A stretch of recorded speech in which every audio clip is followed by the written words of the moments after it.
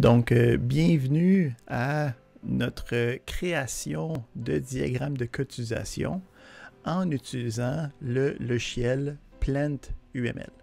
Donc, le logiciel PlantUML, ça veut être un langage descriptif de diagramme UML.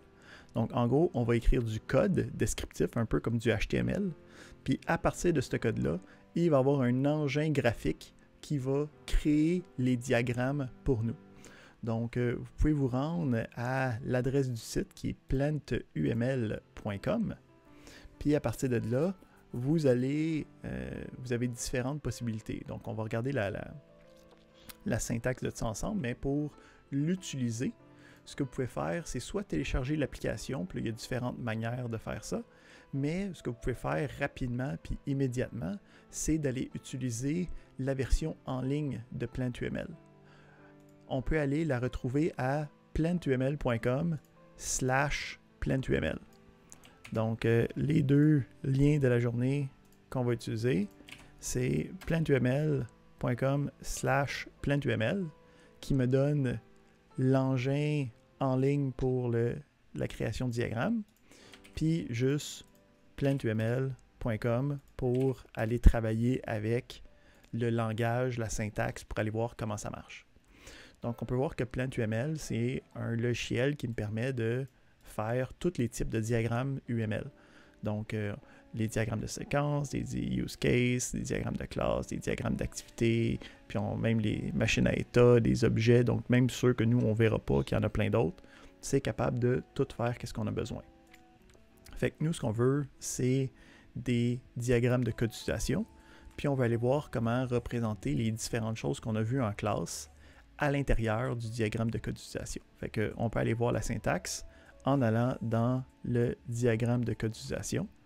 Aussi, quand tu as une version de la page plus petite, là, tu peux voir que même en haut, il va y avoir les différentes possibilités, puis tu peux aller directement sur le Use Case Diagram.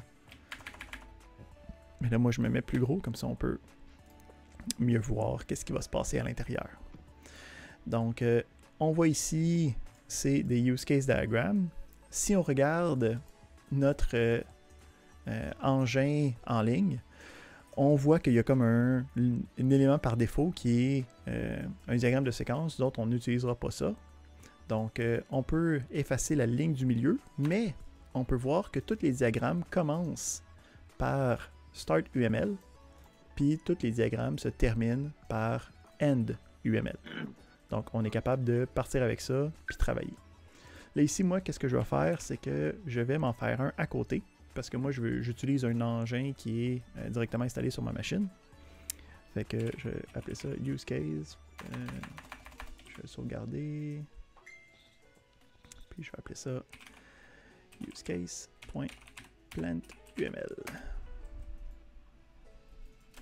je vais pouvoir faire Start UML. Puis je peux faire End UML. On peut nommer notre diagramme au besoin. Fait qu'ici, je peux l'appeler, mettons, test, juste pour qu'il soit content. Puis moi, ce que je vais faire, c'est que je vais mettre un preview du diagramme en dessous. Fait que, juste pour prouver que ça marche mon affaire,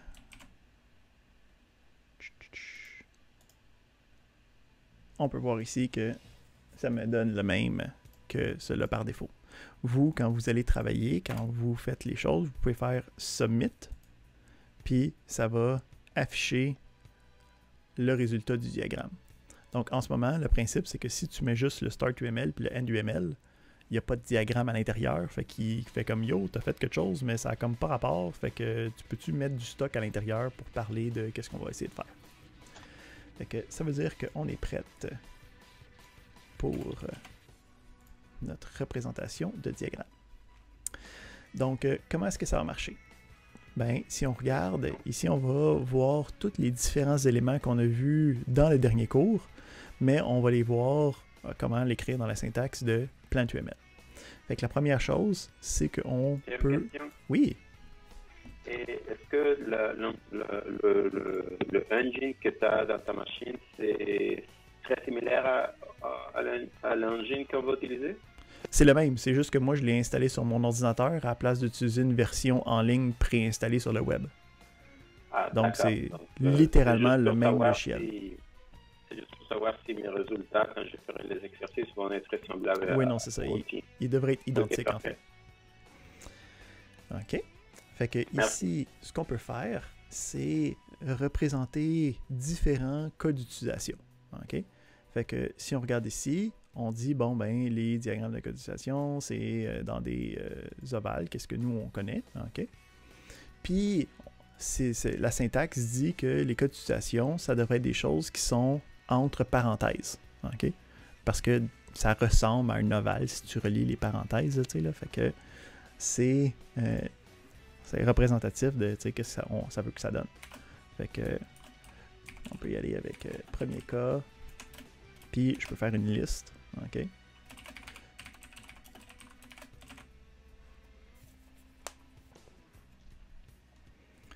Puis bam, on a maintenant des cas qui sont répertoriés automatiquement. Okay, donc, comme je l'ai dit, la présentation est générée de manière automatique. Il va y avoir des options pour essayer de décider qui c'est qui va où, quand, comment. Mais par défaut, on peut laisser pas mal les options par défaut, puis ça donne des choses qui sont passables. Donc, on a les différents use cases, ça va bien. Ensuite, on a la possibilité d'avoir des acteurs. Donc, les acteurs sont entre des 2 points. OK, donc on peut voir ici. Fait que on a acteur 1, acteur 2.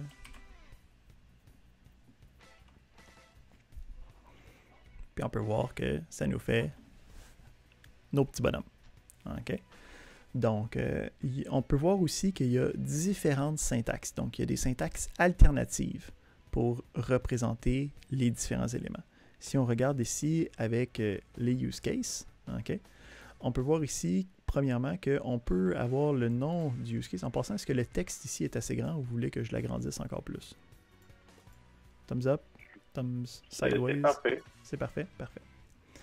Donc, on peut voir qu'on peut prendre le nom puis avoir le mot-clé as. Donc, on va voir plus tard qu'on veut comme représenter les différentes relations. On va vouloir utiliser des noms qui ne sont pas des noms qui sont comme longs et fastidieux. Fait qu'on peut avoir des alias disponibles.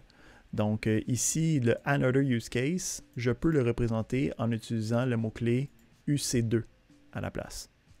On peut voir que les Use Cases, je peux littéralement rien marquer avec un nom, puis ça marche quand même, parce que c'est l'élément fondamental qui existe dans des diagrammes de cas d'utilisation, c'est des cas d'utilisation. Puis on peut utiliser des caractères d'échappement. Okay? Donc on a, mettons, le \n pour faire en sorte que ça fasse ça sur 2 lignes. C'est disponible, c'est pas un problème.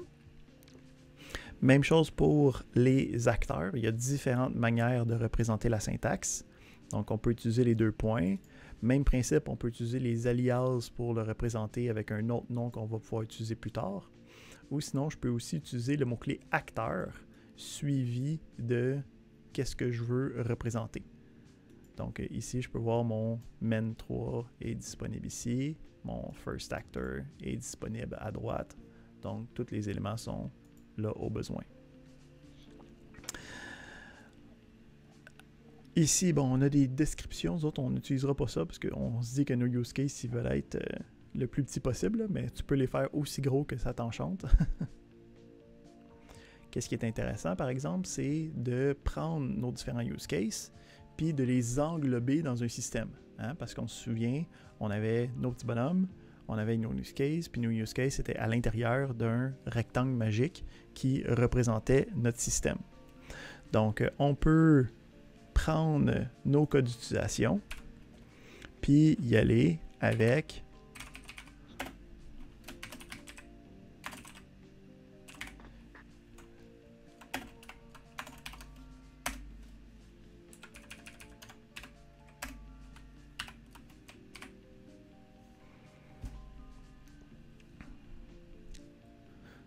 le mot-clé package. OK? Ou si on veut que ça représente plus comme les diagrammes UML, on peut utiliser à la place du mot-clé package le mot-clé rectangle. OK? Qui va faire le rectangle avec le nom à l'intérieur du rectangle. Donc, on a ici la représentation d'un système. À l'intérieur du système, on a les différents cas d'utilisation. Puis, à gauche du système, en tout cas à l'extérieur du système, on va avoir les différents acteurs. Est-ce que les deux formatage, le rectangle avec le nom à l'intérieur ou le rectangle avec l'onglet en haut à gauche, sont équivalents? Ils sont équivalents. Celui-là a possiblement d'autres implications par rapport à d'autres diagrammes, tandis que le rectangle est purement utilisé pour les cas d'utilisation.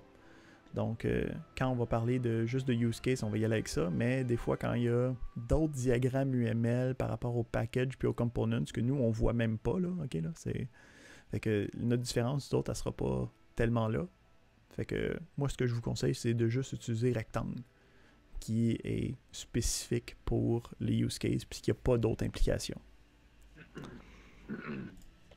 Parfait. À partir de là, on va pouvoir représenter les différentes relations. Donc, pour représenter les relations, ce qu'on peut avoir, c'est des associations entre les différents éléments. Donc, pour représenter une association, on va avoir à côté de la liste des éléments, une liste des associations. Fait que je veux que mon acteur 1 soit relié à mon premier cas.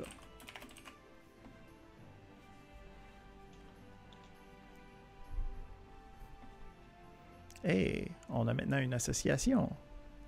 OK? Donc, quand on a décrit nos éléments, on peut avoir nos différentes associations avec des doubles tirets pour représenter juste un trait direct. OK? Ici, si j'ai utilisé des alias,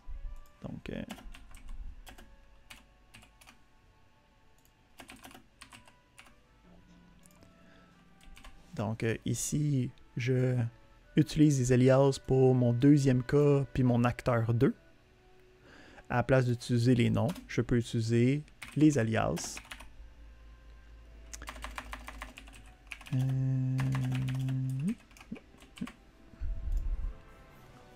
Pour être capable de représenter les mêmes éléments. OK? N'est-ce pas merveilleux? On a écrit quelques lignes, ça fait un diagramme, tu sauvegardes ça, tu envoies ça à ton client, puis tu es bien content. Pour mieux représenter la manière que les diagrammes UML sont habituellement faits. Donc, habituellement, les acteurs sont comme à gauche, puis là, tu as le rectangle, puis là, c'est relié à les éléments, puis après ça, tu peux comme avancer de gauche à droite plutôt que de haut en bas. Par défaut, les relations sont de haut en bas. Je peux changer ce défaut-là en ajoutant la direction au début de mon diagramme. Fait qu'on peut voir ici, paf, changement immédiat, mes acteurs sont maintenant à gauche, mes cas sont maintenant à droite.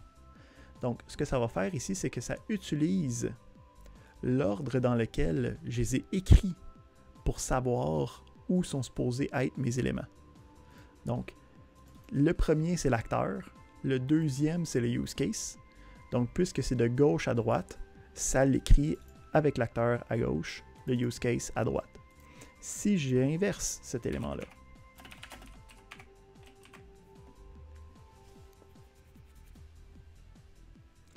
je peux voir qu'il utilise l'ordre de la relation pour représenter la direction correctement. OK?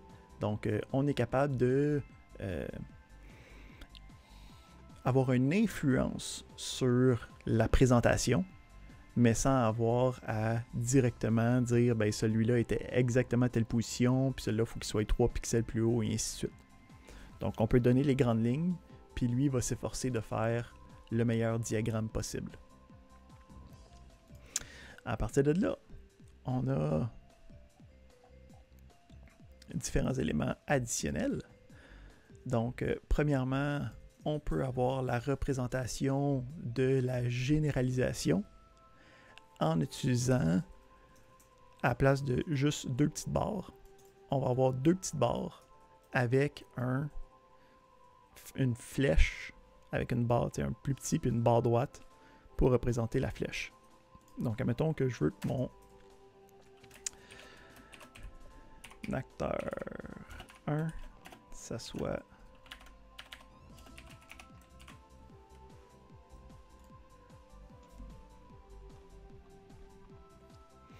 donc, on peut voir ici, ça l'a créé. Puis là, on va leur mettre du bon bord pour que ça soit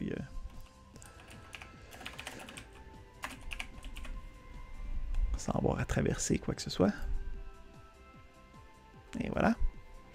Donc, on peut voir que mon acteur 2 est une spécialisation de mon acteur 1. Encore une fois, je peux utiliser l'alias ou je peux utiliser le nom complet. Ça ne dérange pas. Habituellement, on va mettre les alias aux choses parce que si les noms deviennent un petit peu longs, ça peut devenir long à écrire. On est capable aussi de représenter, je vais revenir aux notes, les représentations d'extension et d'inclusion en utilisant, donc, quand on représente les associations, on a différents symboles. T'sais, on vient de voir le double tiret pour représenter juste la ligne. On a les doubles tirets avec l'espèce de flèche avec le plus petit puis la barre. Ben, on va pouvoir avoir les flèches pointillées d'inclusion puis d'extension avec le point suivi d'un plus grand que pour représenter la flèche puis le pointillé. Donc, pointillé avec une flèche. Fait que ici, si je veux que mon premier cas, mon deuxième cas, il y ait une relation d'inclusion, je peux y aller à premier cas vers deuxième. On va y aller avec UC2.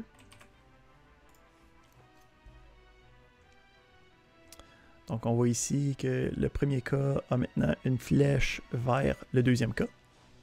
Puis, si je veux rajouter le type de relation, donc soit l'inclusion ou l'extension, je peux faire un 2 points suivi du nom de ce que je suis en train de faire. Donc, ça va me permettre de mettre la flèche puis de dire c'est un include ou c'est un extend. Fait qu'on est capable de représenter notre acteur, on est capable de représenter les différents cas d'utilisation, on est capable de représenter ça à l'intérieur du système, on est capable de représenter les généralisations, on est capable de représenter les inclusions, les extensions. Puis je pense que c'est tout ce que nous, on est capable de faire pour l'instant.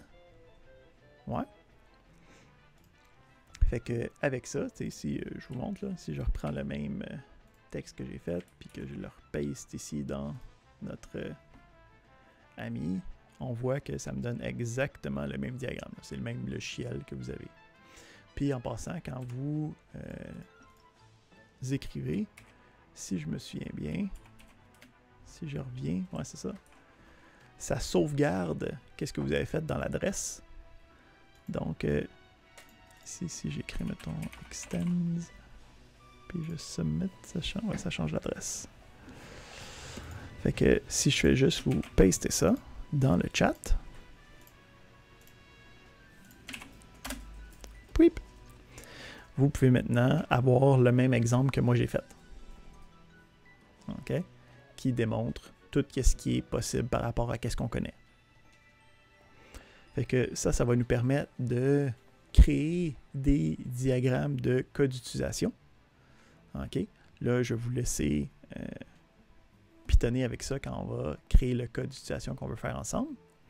Fait que sur quoi on veut travailler aujourd'hui, ça va être un guichet automatique bancaire. OK? Fait que un ATM là, en anglais, là, OK? Où c'est que tu mets ta carte, tu pitonnes, puis tu te fais tu te fais charger 7$ pour retirer 20$. Là, là, ces affaires-là. Donc, on a dans le site du cours. Donc, si vous retournez sur Teams, donc comme je l'avais dit, moi sur Teams, j'utilise cet emplacement-là pour démontrer les différents fichiers qu'on va utiliser. Donc, si vous retournez dans notre cours d'aujourd'hui, vous avez l'onglet Fichiers. Donc, quand vous allez dans l'onglet Fichiers, il y a les matériaux de la classe. Puis dans les matériaux de la classe, on est aujourd'hui dans le cours 3. Puis j'ai mis ici la mise en situation qu'on va regarder aujourd'hui. Donc, vous allez pouvoir y faire référence quand moi je vais avoir fini d'en parler. Je suis plus là. Ah non, je suis d'accord. Ok, tout va bien. Pendant un instant, je pensais que j'avais perdu la conversation. Parfait. Fait que on regarde cette mise en situation-là. Puis à partir de là, moi, je vais vous laisser travailler là-dessus pendant les prochaines heures. Puis on va revenir ensemble vers la fin du cours pour faire la correction de qu'est-ce que c'est supposé être. Alright? Donc, on veut implémenter un guichet automatique bancaire, un ATM. Puis il faut que ça aille les spécifications suivantes. Donc, c'est ça qu'on veut représenter dans notre diagramme de code d'utilisation. Fait que ça prend des cartes bancaires de soit de l'institution où le guichet automatique appartient, hein, parce que des guichets automatiques, ça appartient soit à la Banque nationale, soit à la Banque royale, soit à RBC, qui est aussi la Banque royale, mais, ou TD ou whatever. Fait que quand tu es un client de la banque du guichet automatique, tu as plus de features que si tu ne l'es pas. Fait que, bon, ok, ça valide le NIP.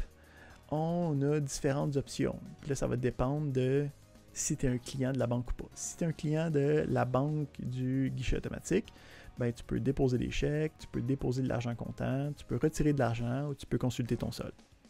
Si tu fais juste partie d'une autre banque, ben, tu vas juste pouvoir retirer de l'argent. Il n'y a pas d'autre option qui t'est disponible.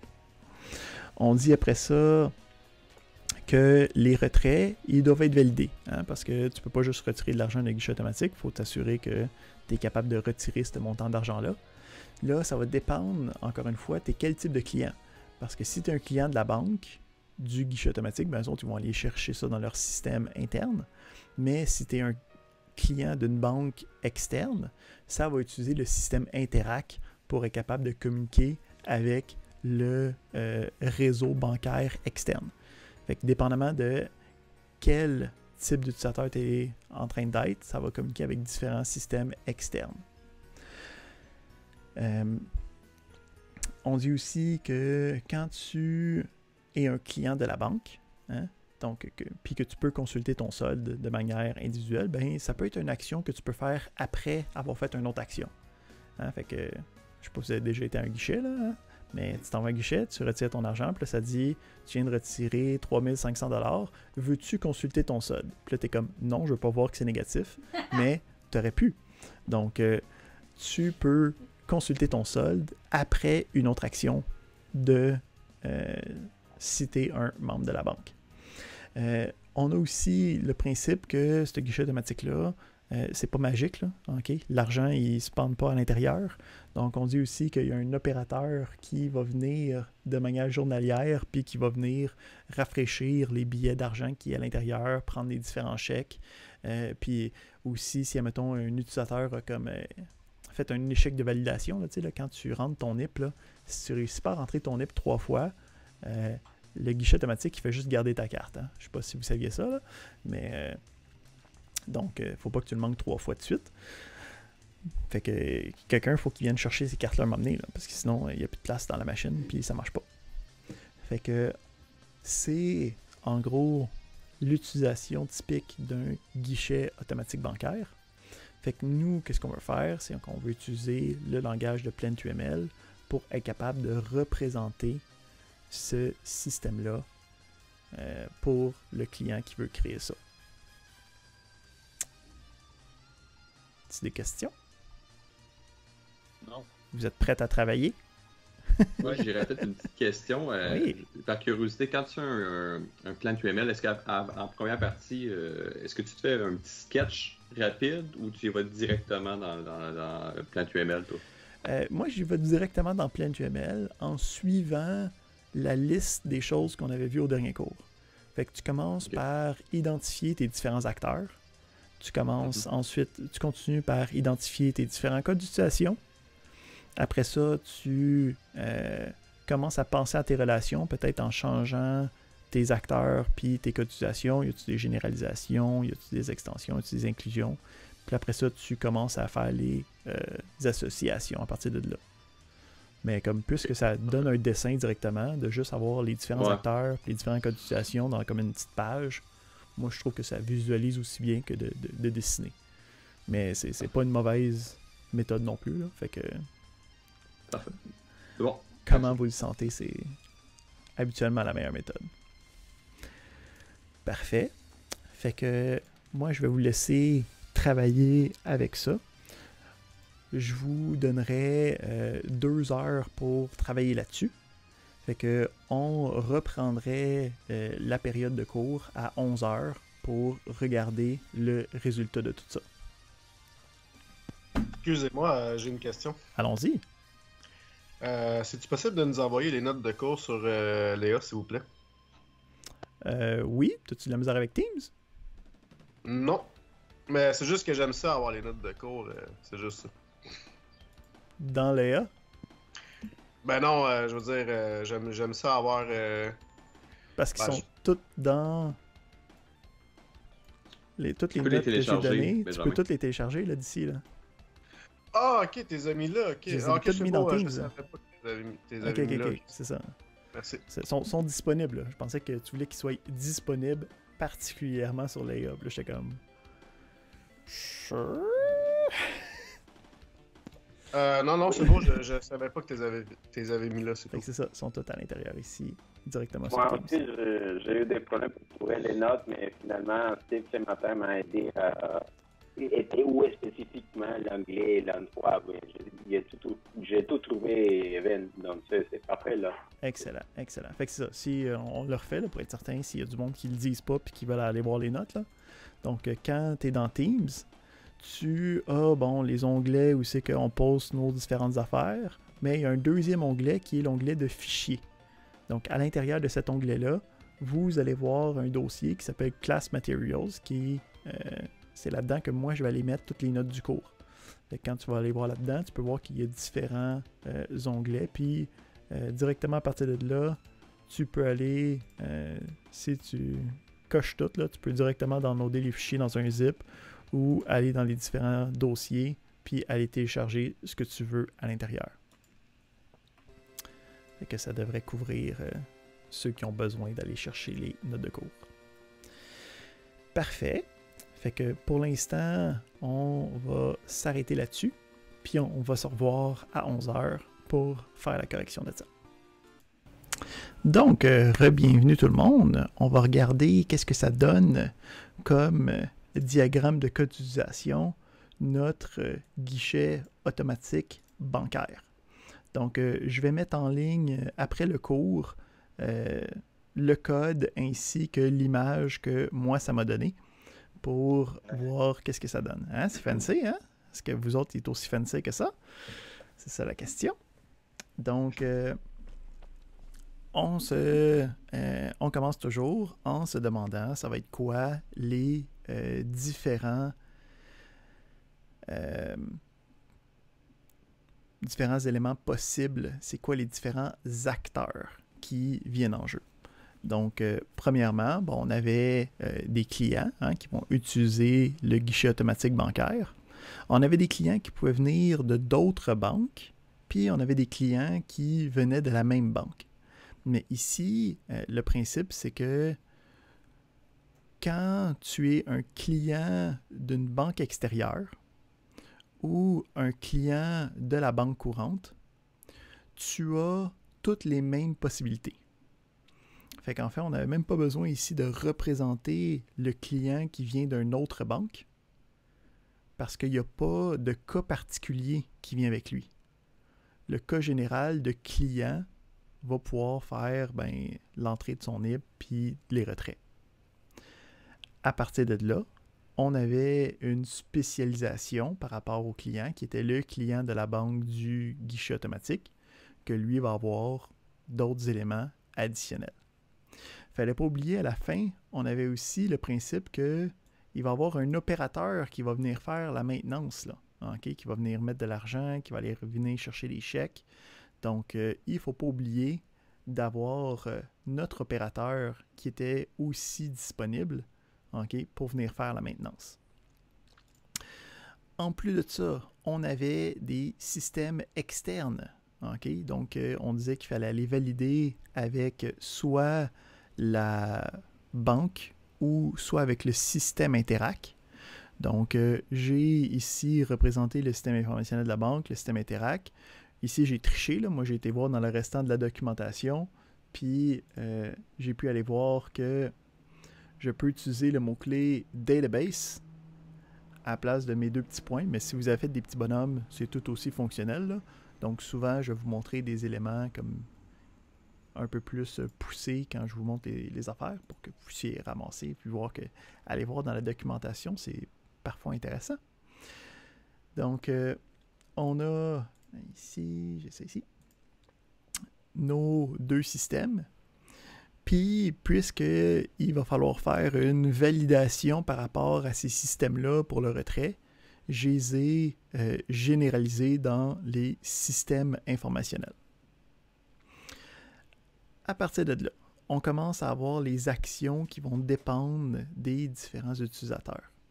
Donc, si c'est un client général, okay, on a la validation puis le retrait qui sont disponibles. Okay? Ça veut dire que n'importe quel client du guichet automatique a le droit de faire un retrait d'argent, puis la validation de son NIP ou l'authentification, donc comment vous l'avez nommé, c'est pas important.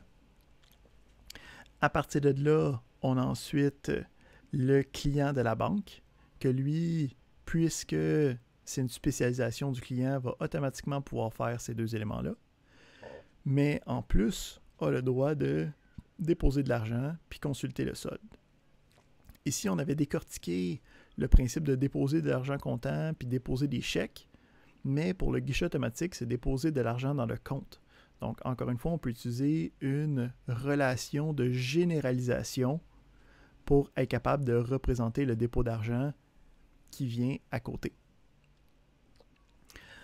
Ensuite, quand on fait des opérations, OK?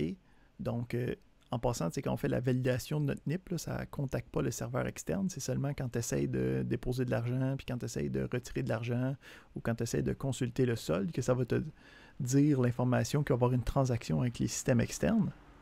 Fait qu'ici, on a cette représentation-là où, quand je fais un retrait, ça va chercher dans le système informationnel qui va choisir le bon. Mais quand je fais un dépôt d'argent ou que je consulte le solde, là ici, c'est sûr que ça va communiquer avec le système informationnel de la banque parce que c'est juste celui-là qui est disponible. Ensuite, on avait la possibilité de, une fois qu'on a fait une action, de consulter le solde. Okay? Mais seulement si on est un membre de la banque courante du guichet automatique. Donc, pour la première partie... Oh, j'ai un truc qui passe. Je ne sais pas si ça sonne fort dans vos oreilles. On va le laisser passer.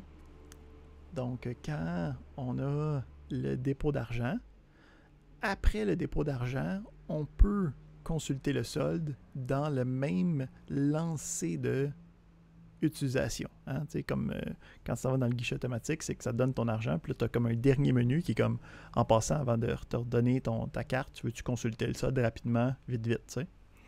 Donc, c'est vraiment, ça fait partie de cette action-là que ça va aller avec ça. Ici, il fallait faire attention à une erreur typique, ça aurait été de prendre la validation puis de commencer à faire un paquet de flèches vers les autres choses. Ici, ça, c'est notre première erreur typique qui nous dit on ne veut pas représenter le processus. Donc, quand on s'authentifie, on tombe dans, après ça, un nouvel état qui nous permet de faire toutes les autres activités. Okay? Donc, ce n'est pas une extension qui vient avec, ce n'est pas une inclusion par rapport à l'activation. Chacune de ces autres activités-là deviennent disponibles par la suite, mais ce n'est pas un lien direct avec notre validation du NIP. Fait qu'on a ici le deuxième cas qui nous dit qu'on va consulter le solde, puis c'est une extension de retrait. Okay? Donc, quand je fais un retrait, j'ai le droit de consulter le solde. Mais ici, là, on tombait dans une vraie problématique de quelque chose qu'on n'avait pas exactement vu. Donc, faites-vous-en pas, je ne vous ferai pas ça durant les évaluations, mais durant le formatif, c'est le fun de voir qu'il y a tout le temps des choses de plus qu'on peut aller voir, et ainsi de suite. Donc, on a le droit de, dans une relation d'extension, rajouter une note qui va me permettre de rajouter de l'information par rapport à cette extension-là. Donc, dans ce cas-ci, je dis, ben, le retrait, même si c'est relié à client, il faut que, si on veut l'étendre, que ce soit un client de la banque. Okay? Parce qu'un client normal d'une autre banque ne peut pas retirer de l'argent puis voir son solde par la suite. Ce n'est pas quelque chose qui est supporté par notre guichet automatique. Puis pas mal ça. N'est-ce pas merveilleux? C'est magique. Fait que... Moi, j'ai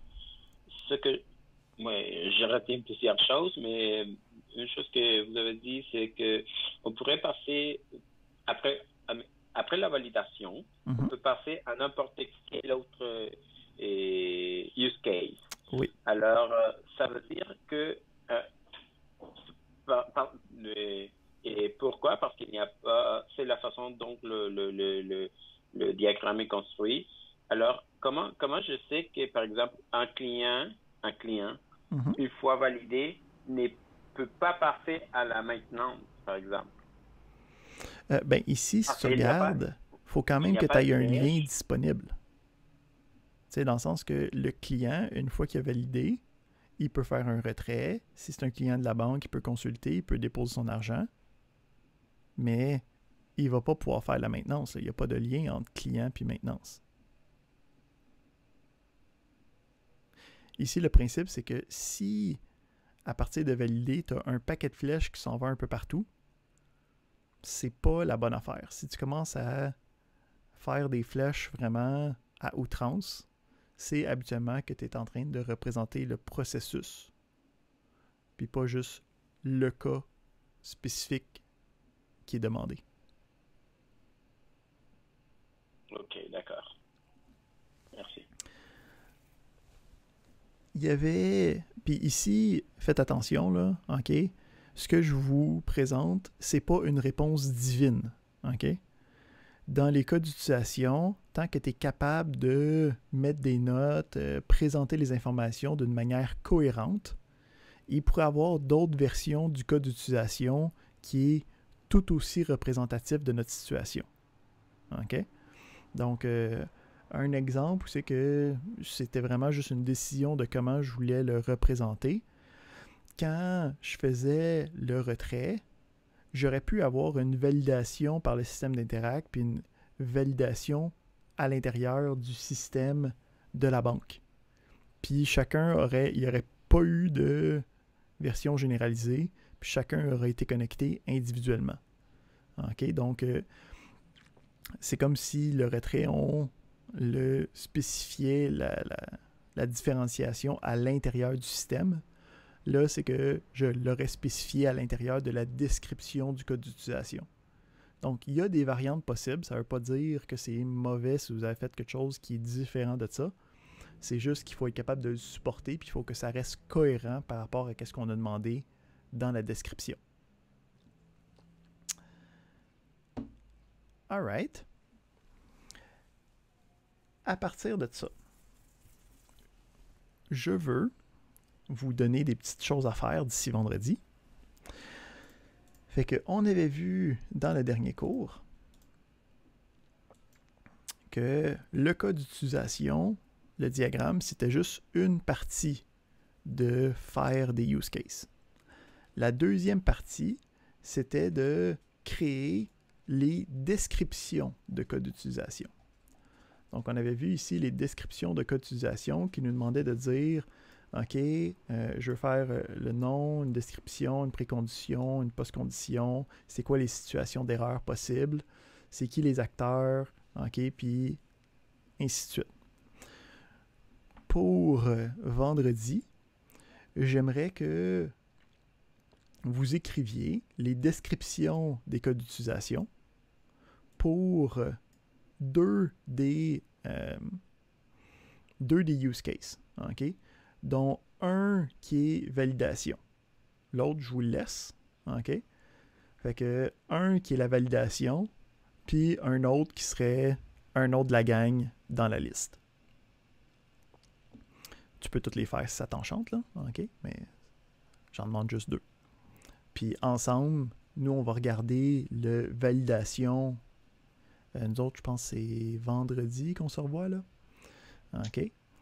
Puis à partir de là, moi, je vais pouvoir vous donner votre premier devoir qui va demander de reprendre une autre mise en situation, de refaire le diagramme de code d'utilisation, puis de faire les descriptions des codes d'utilisation qui viennent avec.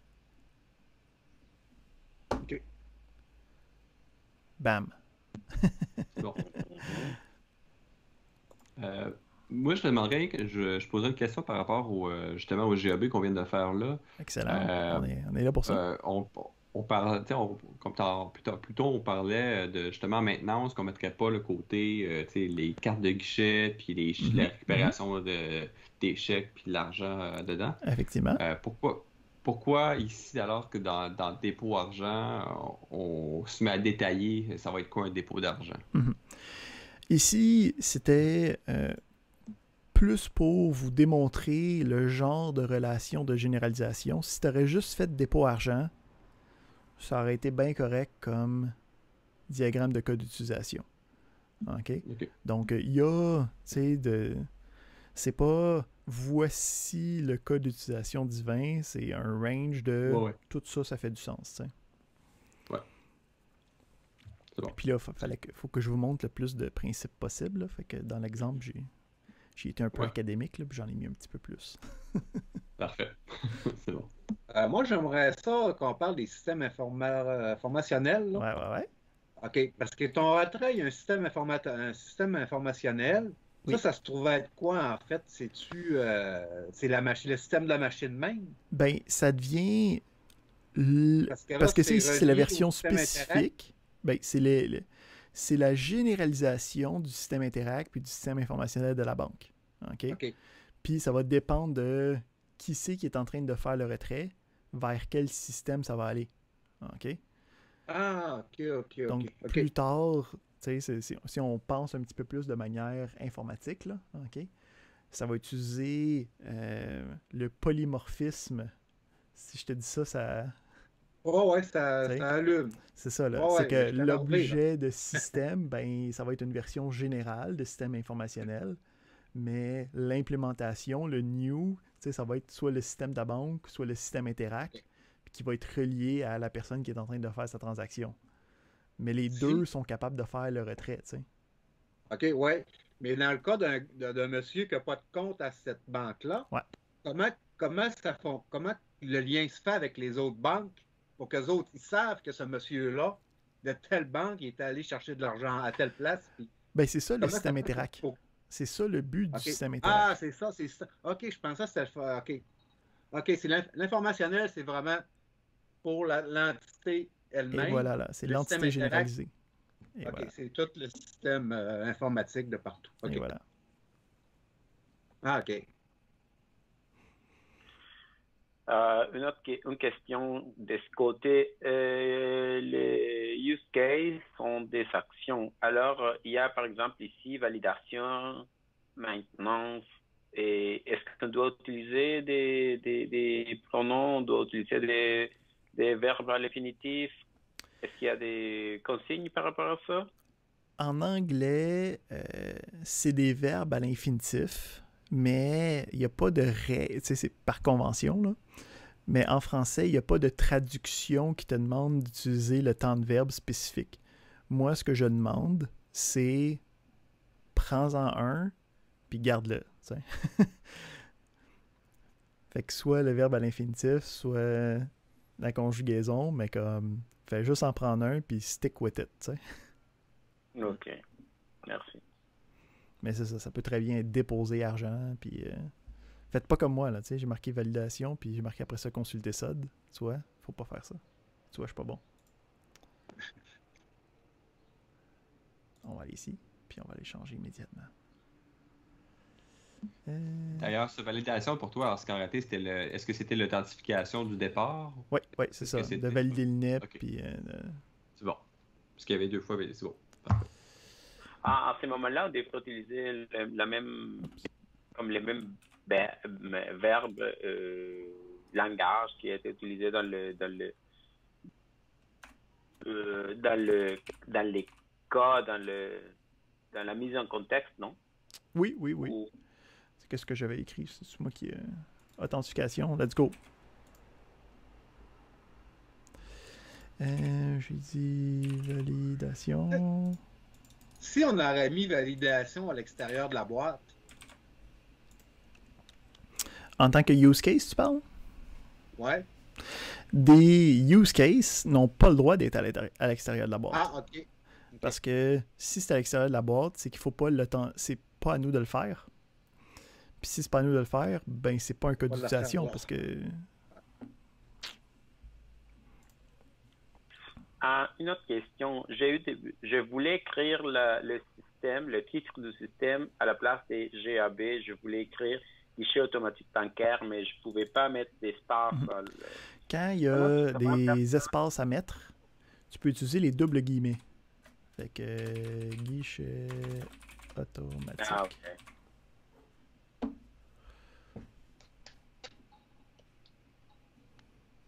Et voilà. Cool. OK. Fait que ça vous donne une bonne idée de qu'est-ce qu'on s'attend. Ouais. C'est pas mal ça. On a mis le left to right. J'utilise différents types d'acteurs dans notre affaire juste pour justement démontrer que c'est possible. J'utilise les alias, fait que vous allez pouvoir regarder ça puis voir en détail qu'est-ce qu'il y a de disponible à l'intérieur. On peut aller dîner. Puis nous autres, on se revoit vendredi. Je crois. Oui, c'est ça. Ouais. Excellent. Mm-hmm. Ouais. Fait que bonne journée à tous. OK. Bonne journée. Vendredi. Bye.